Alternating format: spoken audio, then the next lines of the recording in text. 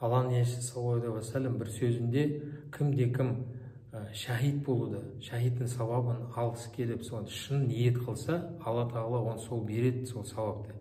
Төсегінде қартайып дүние салса да, ешқандай шайқасқа қатыспай, қартайып төсегінде қайтыс болса, тура шахидтің сауабын алады. Шайқаста Алла жолында шахид болған сияқты сауап алады.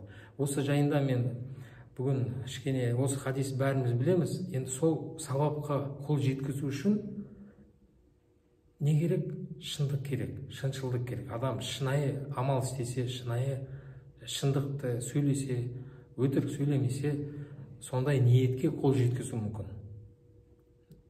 Бір жағынан қараңыздар, сауап, мен өткенде де суық саусақ туралы айтып жатқан кезде видеода сол насихат, мақсатым мынау жеңіл, оңай сауаптан құр қалмасын деп адамдар.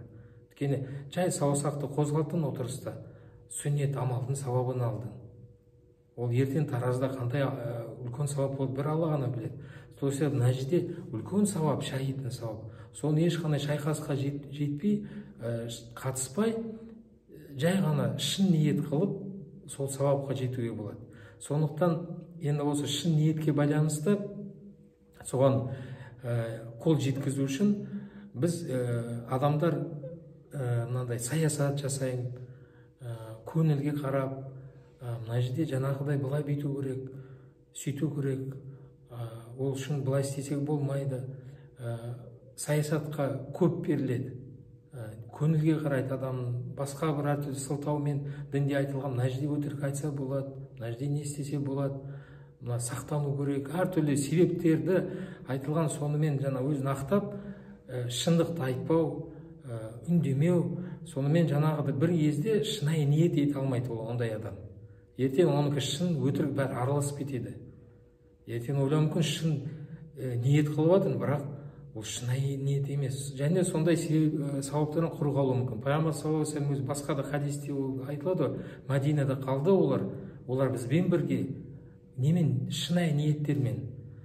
Шын ниет болған кезде адам үлкен сауаптарды жасауға болады. Кей кезде амал жасауға әртүрлі кедергі болады. Адам қолынан келмеуі мүмкін істеу. Қолынан келмейді, сен шаман келмейді, үлкен бір амалды істеу, үлкен сауап істерді. Бірақ шын ниет болса, сен істегендей сол сауап аласың екен. Кей кезде адамға кедергі жасайды сырттан. Өзі істегісі келеді, бірақ оны істеткізбейді. Жүрген ортада оған мүмкіндік бермейді сол сауапты істеуге.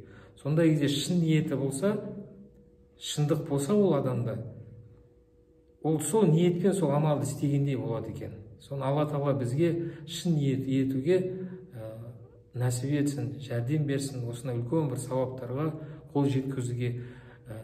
Бір жағынан оңай сауап, өйткені ол кезде амал істемейсіз, ол біреулер оны кәдімгі жанын тапсырады сол жолында, мысалы шахид болады, солай үлкен бір құрбан болады. Бұл жерде сен жай шын ниет еттің, сол сауап аласың екен. Соны шындықпен жүру, шындықты сүю, сонымен амал жасау үлкен сауап бар арты. Алла тағала бізге бәрімізге сол нәсіп етсін.